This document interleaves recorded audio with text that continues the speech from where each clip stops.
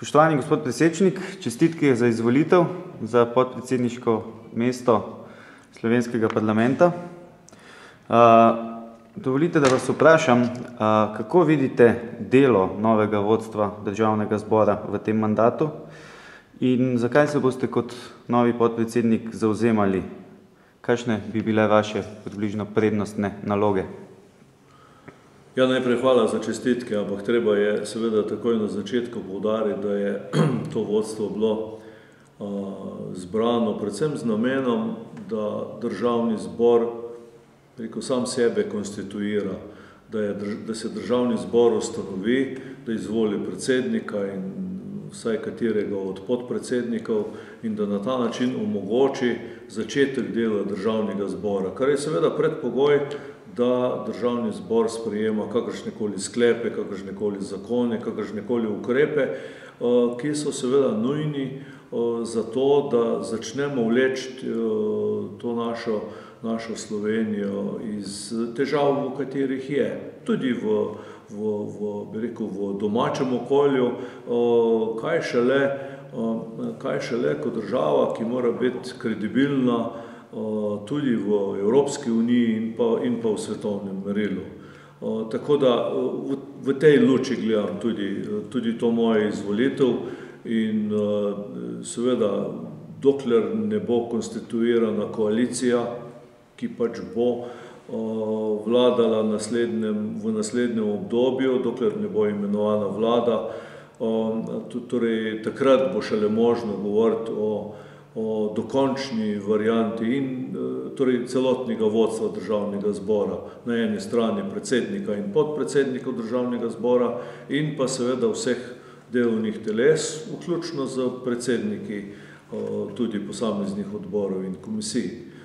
Tako da to se mi zdi pomembno reči. Drugo, kar je, ne glede na to, kako bo sestavljena koalicija, kdo bo v koaliciji, kdo bo v opoziciji, kakšna bo vlada, Slovenija je, kot rečeno, v težki situaciji. Potrebne so nujne spremembe na mnogih področjih. Potrebno je sprejemati ukrepe, ki bodo reševale zagotovo v prvi vrsti naše gospodarstvo, ki bodo pripomogli k večji zaposlitvi, še posebno mladih.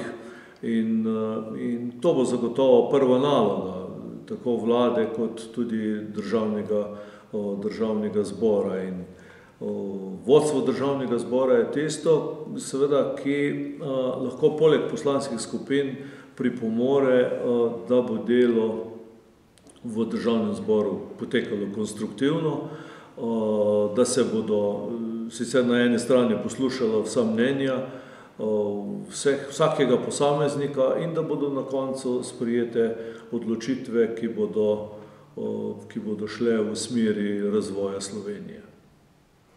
No, ampak prihodnost je še negotova. Funkcija, katero sedaj zastopate, gre naprej. Glede na vaše dolgoletne izkušnje z delom v slovenskem parlamentu, ali se vam zdi, da je tudi možno uvesti kakšne izboljšave tudi pri samem vodstvu državnega zbora, pri samem vodenju? No, predvsem je možno uvesti to, ampak zato moramo vedeti pa vsi, da se bolj poslušamo in da poskušamo na ta način priti do hitrejših in boljših rešitev. Sicer je sam način dela določen v poslovniku, tako da tu ni kakšnih posebnih rezerv. So pa rezerve v poslušanju eden drugega in pa so rezerve v takšnem delovanju, da bo državni zbor dobil zaupanje med ljudmi. To pa se mi zdi, da je najpomembnejše. Ker v primeru, da državni zbor sprejema odločitve take in drugačne, s katerimi se že vnaprej državljanke in državljani nekako že sami po sebi ne strinjajo, potem kakšne hude možnosti za uspeh teh rešitev tudi ni. Pa mislite, da bi lahko v prihodnosti tudi kaj več naredili na področju strpnega oziroma kulturnega dialoga, ki ki je, bomo rekli, nekako tudi padel v zadnjem času, predvsem v prejšnjem mandatu. Kaj pričakujete v prihodnje? No, to je tudi eno od teh stvari, zato smo zopet zadolženi, vse poslanke in vsi poslanci. Seveda, nobeno vodstvo državnega zbora, noben predsednik in noben podpredsednik ne more tega doseči, če seveda ne bomo strpni, če ne bomo, kot sem prej rekel, poslušali eden drugega, vsi poslanke in poslanci. Če tega ni, potem tudi strpnosti ne bo in potem bo seveda tudi ugled v slovenskem prostoru tak, kakršen je. Zaradi tega, jaz mislim, da je bilo tokrat izvoljeno mnogo novih poslancev, jaz vseh teh seveda niti ne poznam, ampak prepričan sem, da bodo pa le vnesli nek nov način dialoga v državni zbor. Tisti, ki smo pa že dolgo, pa upam, da smo ostali tudi takšni, ki tak strpen odnos drug do drugega gojimo že v vseh preteklih mandatih. Hvala lepa. V ponedeljek imamo državni praznik.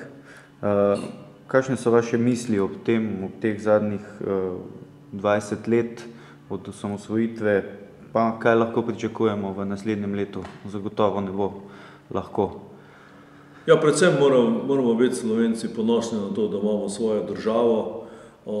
Pred 20 leti je bila ustanovljena in zagotovo si je marsikdo pričakoval kaj boljšega, vendar imamo demokratično ureditev in to demokracijo je treba tudi izkoriščati seveda v pozitivnem smislu.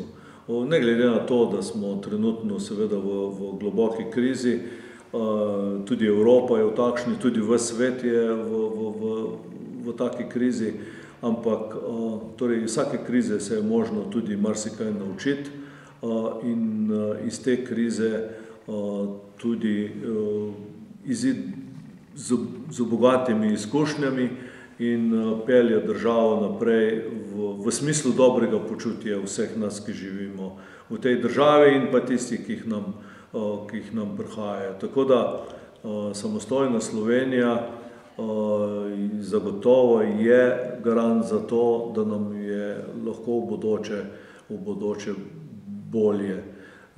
Samo izkoristiti je to treba in pa vsi in vsak za sebe moramo nekaj storiti tudi za to. Gospod Pesečnik, najlepša hvala. Ob koncu bi vas še zaprosil za eno voščilo državljankam in državljanom ob božično-novoletnih praznikih in ob vstopu v novo leto. Ja, vsem državljankam in državljanom naše lepe domovine želim predvsem blagoslovljene božične praznike, vse dobro v okviru predvsem svojih družin in širše. Čestitam ob državnem prazniku. V novem letu 2012 pa želim vsem skupaj in vsakemu posebej vse dobro, da bi se izpolnile vse tiste predvsem male želje, majhne želje, ki naredijo življenje lepše.